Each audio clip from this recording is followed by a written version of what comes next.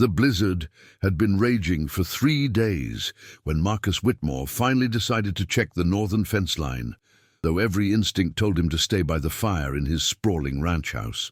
The Montana winter of 1887 was proving to be one of the cruelest on record, with snow piled so high against the barn doors that even his strongest hands had given up trying to clear it completely. But cattle were dying, and fence posts were snapping under the weight of ice, and Marcus had not built an empire by hiding from storms. He rode out on Thunder, his black stallion, the only horse brave enough or stubborn enough to push through snow that reached the animal's chest. The wind screamed across the plains like a banshee, cutting through his thick coat and fur-lined gloves as if they were made of paper. Ice crystals stung his face, and his breath came out in white clouds that froze before they could dissipate. The world had turned into a white hell, beautiful and merciless. It was near the old mining road, abandoned for 2 winters now, that he saw the dark shape against the snow. At first he thought it might be a fallen tree, or perhaps a deer that had succumbed to the cold. But as Thunder picked his way closer, Marcus felt his chest tighten with recognition. It was human. A woman, curled on her side in the snow, wearing nothing but a thin grey dress and a wool cloak that had long since stopped providing any real protection against the elements. Marcus dismounted quickly, his boots sinking deep into the powder. The woman was unconscious, her lips blue, her skin so pale it was almost translucent. Ice had formed in her dark hair, and her hands were clasped together as if she had been praying when the cold finally claimed her consciousness. She was young, perhaps 25, with a face that spoke of intelligence and determination, even in unconsciousness. A leather satchel lay partially buried beside her, and when Marcus brushed the snow away, he could see a red cross embroidered on its flap. "Christ," he muttered, pulling off his heavy coat and wrapping it around her motionless form. She was so cold that touching her skin was like touching marble in winter. He gathered her into his arms, surprised by how light she felt, how fragile. Her head lolled back against his shoulder, and he could see now that her eyelashes were frosted white, that her breathing was so shallow it was barely visible. The ride back to the ranch house was a nightmare of wind and driving snow. Marcus held her against his chest with one arm while guiding Thunder with the other, his own body heat the only thing standing between her and death. She never stirred, never made a sound, just hung limp in his arms like something already lost. By the time they reached the main house, Marcus could no longer feel his own hands, but the woman was still breathing, still fighting. The ranch house was a monument to success, built from timber and stone, with 12 rooms and modern conveniences that most frontier settlements could only dream of. But Marcus carried her straight to the kitchen, where the great iron stove radiated heat like a small sun. He laid her on the thick rug before the fire, her body so still she might have been carved from ice.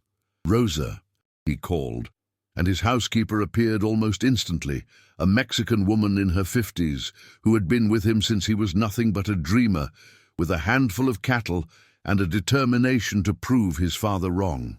Rosa took one look at the woman on the floor and crossed herself, then immediately began issuing orders. "Hot water, many blankets, and send Miguel for Dr. Harrison," she said, kneeling beside the unconscious woman. "This one, she is nearly gone. Why you bring her here, Senor Marcus? Where you find her?"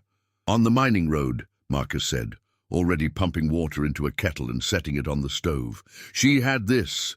He handed Rosa the leather satchel, and the older woman's eyes widened when she saw the medical supplies inside. "Una enfermera," Rosa whispered. "A nurse.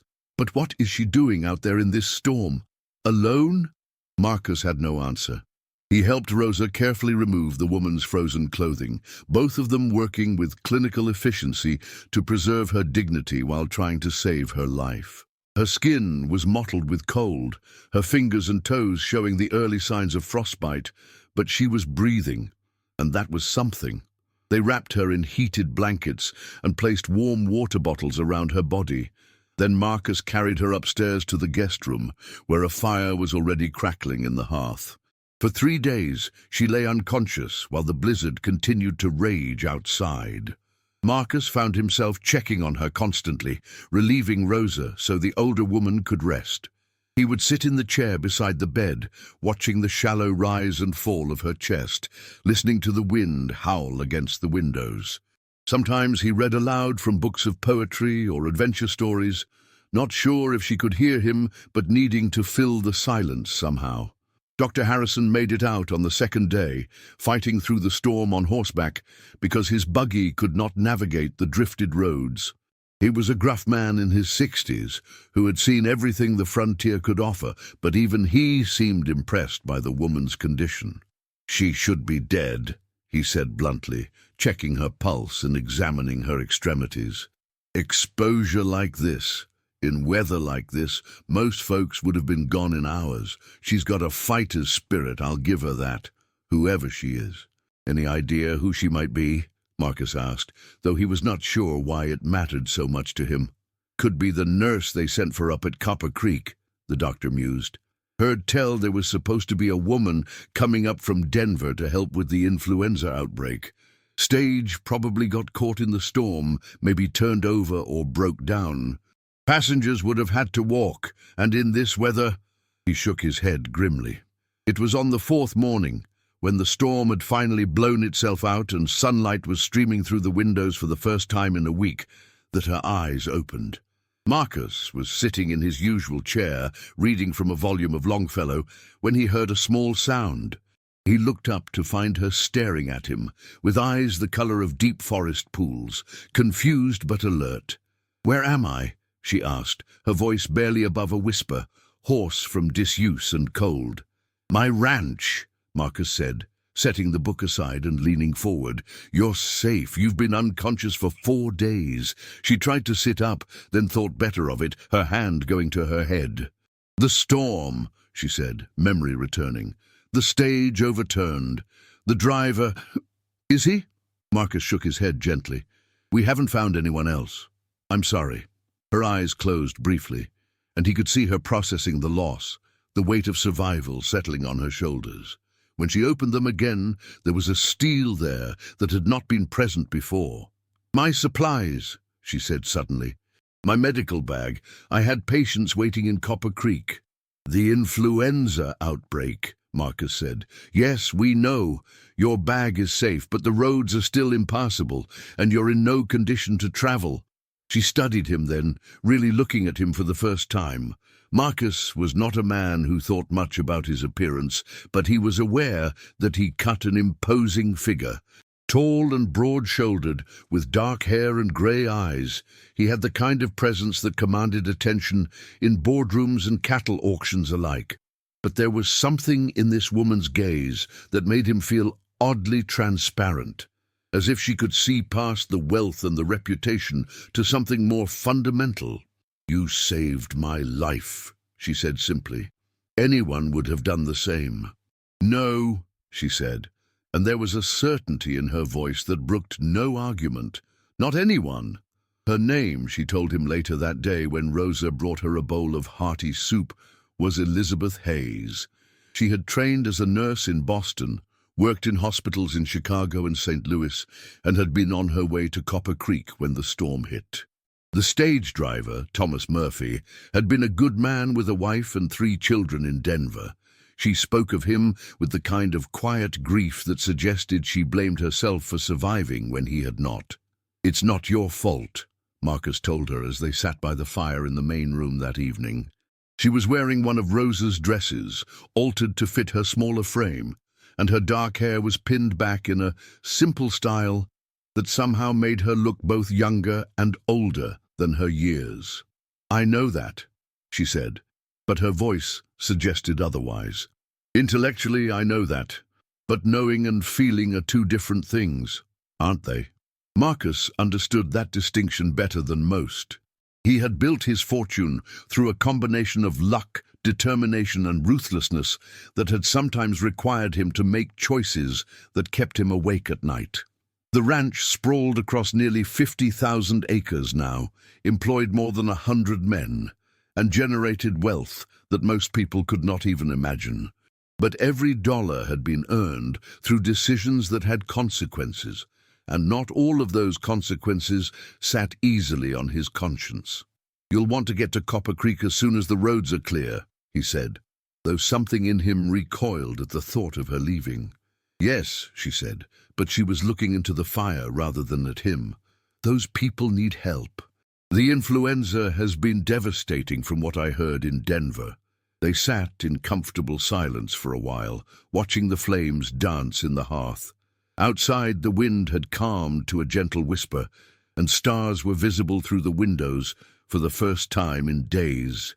The storm was truly over, which meant that soon the roads would be passable, and she would leave, and his life would return to its familiar patterns of work and solitude.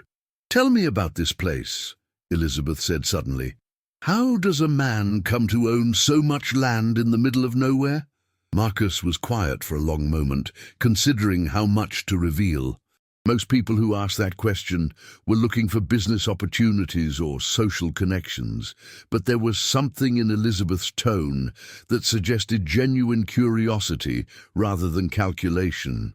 "I came out here 15 years ago with nothing but a horse and enough pride to choke a mule," he said finally. "My father was a banker in Chicago, wanted me to follow in his footsteps, wear suits and push papers and never get my hands dirty. We had words about it, harsh words. And you left. I left. Came west with the idea that I'd show him what real work looked like, what a man could build with his own hands." He laughed, but there was no humor in it. "Turns out I had a talent for reading land and weather, for knowing which cattle would thrive and which would fail. Also turns out I had a talent for making money." "But you never went back." "No, never went back. By the time I had enough success to rub his nose in it, he was dead. Heart attack. My mother wrote to tell me about the funeral, but the letter took 3 months to reach me, and by then it seemed pointless to make the trip." Elizabeth was watching him now with an expression he could not quite read. "Do you regret it, not going back?" "I regret the pride," Marcus said honestly, "both his and mine. We were too much alike, I think. Too stubborn to admit we might be wrong about each other. And now you're alone out here, with all this wealth and no one to share it with." It was not a question, and Marcus found himself oddly grateful that she had not tried to soften the observation.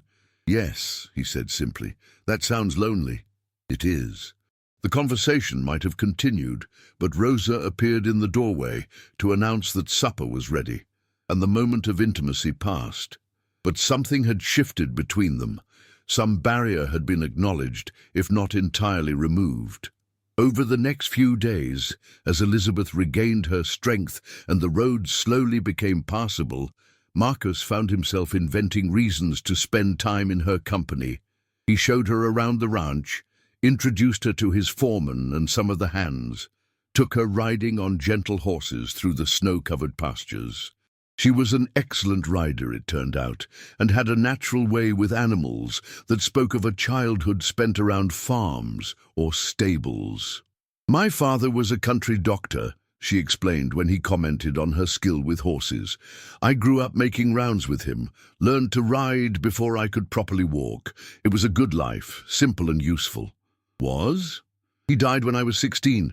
Cholera outbreak. He wouldn't stop treating patients even when he knew he was sick himself." Her voice was matter-of-fact, but Marcus could hear the old pain underneath. "My mother remarried a year later, a banker from Boston who thought nursing was an inappropriate profession for a lady. We disagreed about that. So you left too." "I left too." She smiled, but it was a complicated expression.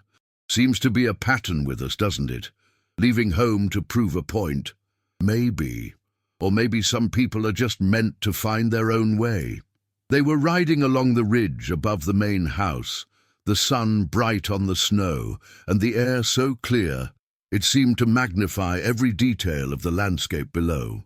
Elizabeth had borrowed a coat and hat from Rosa, but the wind had pulled strands of her hair loose, and they caught the light like spun copper. "It's beautiful here," she said, pulling her horse to a stop at a point where the view opened up to show the full expanse of the ranch. "Harsh, but beautiful. I can see why you stayed." "Can you?" Marcus asked, and there was something in his voice that made her turn to look at him directly. "Yes," she said, and the word hung in the air between them like a promise. That night, Dr. Harrison returned with news from the outside world. The roads to Copper Creek were finally clear, he reported, and the influenza outbreak was under control thanks to a team of doctors who had arrived from Helena. Elizabeth's services, while appreciated, were no longer desperately needed. "Of course, there's always work for a good nurse," the doctor added, settling into a chair by the fire with a cup of coffee liberally laced with whiskey. "Plenty of settlements around here that could use someone with your skills, if you were inclined to stay in the territory, that is." Marcus found himself holding his breath, waiting for her response. Elizabeth was quiet for a long moment, her hands wrapped around her own cup, her eyes fixed on the flames. "I suppose I should wire Denver," she said finally. "Let them know I'm all right, see if there are other assignments available." It was a reasonable response, practical and professional, but Marcus felt something sink in his chest at the words. She would leave, return to her career, and he would be left with nothing but the memory of a few days when his house had felt less like a monument and more like a home. "Of course," he said, his voice carefully neutral. "Rosa can drive you to town tomorrow if you'd like." "Thank you." Elizabeth looked at him then, and he thought he saw something like regret in her expression. "You've been more than kind. I don't know how to repay such generosity." "No repayment necessary," Marcus said, though the words felt like ash in his mouth. But the trip to town was delayed by another storm, smaller than the first but still significant enough to make travel dangerous. They spent another 3 days together, and Marcus began to notice things he had missed before. The way Elizabeth hummed softly while helping Rosa in the kitchen. The way she talked to the horses when she thought no one was listening. Not baby talk, but real conversation, as if she expected them to understand and respond. The way she read voraciously, working her way through his library with the hunger of someone who had been starved for books. "You have excellent taste in literature," she commented one evening, looking up from a volume of Walt Whitman. "Not what I would have expected from a cattle baron." "What would you have expected?" "I don't know. Agricultural journals, financial newspapers, something practical and boring." Marcus laughed, a real laugh that surprised him with its warmth. "I have those too, but a man needs more than profit margins to keep his soul fed." "Yes," Elizabeth said softly, "he does." She was looking at him with an expression that made his pulse quicken, something warm and speculative that suggested her thoughts were moving in directions that paralleled his own. The fire crackled in the hearth, and outside the wind was gentle, almost musical. The whole house seemed to be holding its breath. "Elizabeth," Marcus said, and her name felt like a prayer on his lips. "Yes? I know I have no right to ask this.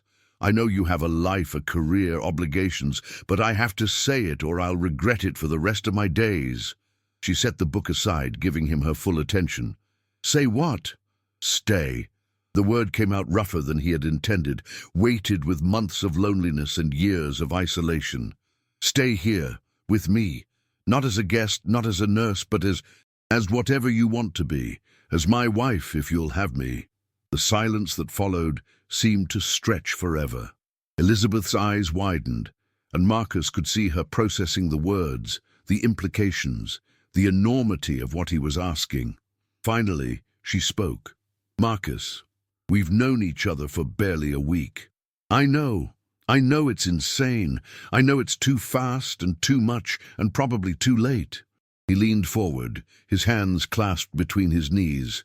"But I also know that I've never felt more alive than I have these past few days. I know that the thought of you leaving makes me feel like I'm drowning. And I know that I love you, even if it makes no sense, even if you think I'm a fool." Elizabeth was quiet for a long time, her gaze moving between his face and the fire. When she finally spoke, her voice was so soft he had to strain to hear it. "I should say no," she said. "I should tell you that love doesn't work that way, that people don't just meet and fall in love and live happily ever after. I should remind you that I'm a career woman, that I have responsibilities and ambitions that don't include playing house with a rancher in the middle of Montana." "But," Marcus asked, hope and fear warring in his chest, "but I've spent my entire adult life being practical and reasonable and responsible. I've followed every rule, met every expectation, done everything I was supposed to do to build a respectable life. And you know what I've discovered? Respectable lives can be very lonely." She stood then, moving to the window where moonlight streamed across the snow-covered yard. Marcus watched her silhouette, afraid to move, afraid to breathe, afraid to do anything that might break the spell. "When I was lying in that snow," Elizabeth continued, "when I thought I was going to die, do you know what I regretted most? Not the career I wouldn't finish, not the places I wouldn't see. I regretted that I had never taken a risk for love. I had never let myself be foolish or impractical or dangerously romantic." "And now?" Marcus asked, his voice barely audible. Elizabeth turned from the window, and in the firelight her face was luminous, transformed by something that looked like joy and terror in equal measure. "Now I think maybe it's time to be a little foolish." Marcus stood so quickly he nearly knocked over his chair. In 2 strides he was across the room, taking her hands in his, searching her face for any sign of doubt or hesitation. "You'll stay. You'll marry me." "I'll stay," she said, and then, with a smile that lit up the room, "I'll marry you." The kiss that followed was soft at first, tentative, as if they were both still afraid this might be a dream. But then Elizabeth's arms went around his neck, and Marcus pulled her closer, and suddenly there was nothing tentative about it at all. There was passion, yes, but there was also something deeper, a sense of coming home, of finding something they had not even known they were looking for. They were married 3 weeks later in the parlor of the ranch house, with Dr. Harrison officiating and Rosa crying happily into her handkerchief. The ceremony was simple, but Elizabeth wore her grandmother's pearls and carried wildflowers from the greenhouse, and Marcus thought she had never looked more beautiful. "Do you take this woman," Dr. Harrison intoned in his gravelly voice, "to be your lawfully wedded wife, to have and to hold from this day forward, for better or worse, for richer or poorer, in sickness and in health, to love and to cherish till death do you part?" "I do," Marcus said, and the words felt like a vow to more than just Elizabeth. They felt like a promise to hope, to happiness, to the possibility that sometimes love could indeed conquer the loneliness that had marked so much of his life. "And do you, Elizabeth, take this man to be your lawfully wedded husband, to have and to hold from this day forward, for better or worse, for richer or poorer, in sickness and in health, to love and to cherish till death do you part?" Elizabeth looked into Marcus's eyes, and her voice was strong and clear when she answered, "I do." Spring came early that year, melting the snow and bringing green grass and wildflowers to the meadows around the ranch house. Elizabeth threw herself into her new life with the same determination she had brought to her nursing career, learning to manage the household, getting to know the ranch hands and their families, establishing a small clinic in one of the unused buildings where she could treat injuries and illnesses. "You don't have to work," Marcus told her one evening as she prepared supplies for the next day's clinic hours. "We have enough money that you could spend your time however you wanted." "This is how I want to spend it," Elizabeth replied, not looking up from the bandages she was rolling. "These people need medical care, and I need to feel useful. It's a good arrangement." Marcus watched her work, marveling again at her competence and grace. She had transformed not just his house, but his entire world, bringing laughter and warmth to places that had been cold and silent for too long.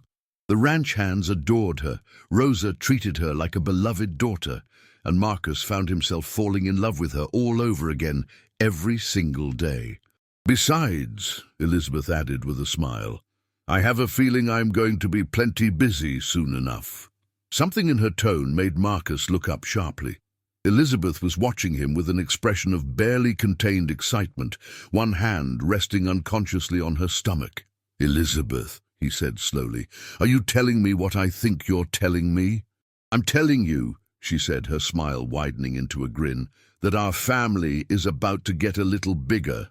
Marcus stood so quickly he knocked over his chair for the second time in their brief courtship. In an instant he was beside her, his hands covering hers, his face a mixture of joy and wonder and something approaching awe. "A baby," he said, as if testing the words. "We're going to have a baby." "We're going to have a baby," Elizabeth confirmed, and then she was in his arms and he was spinning her around the room, both of them laughing like children. That night they lay in bed talking softly about the future, about names and nurseries and all the hopes and dreams that seemed suddenly possible. Outside, a gentle rain was falling, the kind of steady spring shower that promised good grass and healthy cattle and prosperous times ahead. "Do you ever wonder," Elizabeth asked, her head pillowed on Marcus's shoulder, "what would have happened if you hadn't found me that day? If you had decided to stay inside by the fire instead of checking the fence line?" Marcus was quiet for a moment, his hand stroking her hair. "I try not to think about it," he said finally, "but sometimes, when I'm counting my blessings, I remember that the only reason I went out that day was because I was restless, dissatisfied with something I couldn't name, almost like I was supposed to find you." "Maybe you were," Elizabeth said softly. "Maybe some things are just meant to be. Maybe they are." The baby was born on a crisp October morning when the aspens were turning gold and the air smelled of wood smoke and changing seasons. She was a perfect little girl with her mother's dark hair and her father's grey eyes, and when the doctor placed her in Marcus's arms for the first time, he wept with a joy so profound it shook him to his foundation. "What should we call her?" Elizabeth asked, exhausted but radiant in the big bed where she had labored through the night. Marcus looked down at his daughter, this tiny miracle who had made him a father and completed their family in ways he was only beginning to understand. "Hope," he said without hesitation. "Her name is Hope." Elizabeth smiled, tears streaming down her cheeks. "Hope Whitmore. It's perfect." And it was perfect, Marcus thought as he sat in the rocking chair by the window, his daughter sleeping peacefully in his arms while Elizabeth dozed in the afternoon sunlight. The whole improbable story was perfect, from the blizzard that had brought them together to the love that had grown between them, to the new life they had created together. Outside, the ranch stretched away in all directions, vast and beautiful and prosperous, but it was no longer empty, no longer a monument to loneliness and pride. It was home now, filled with laughter and love, and the endless possibility that came with hope itself. Marcus closed his eyes and listened to the sound of his daughter's breathing, felt the weight of her small body against his chest, and marveled at how a man's entire life could change in the space of a single storm. He had found Elizabeth freezing in the snow, but she had been the one to save him, warming a heart he had thought was frozen beyond redemption. And as the sun set over the Montana plains, painting the sky in shades of gold and crimson, Marcus Whitmore held his daughter close and whispered a prayer of gratitude for blizzards and second chances, and the mysterious ways that love could bloom even in the deepest winter of a man's life.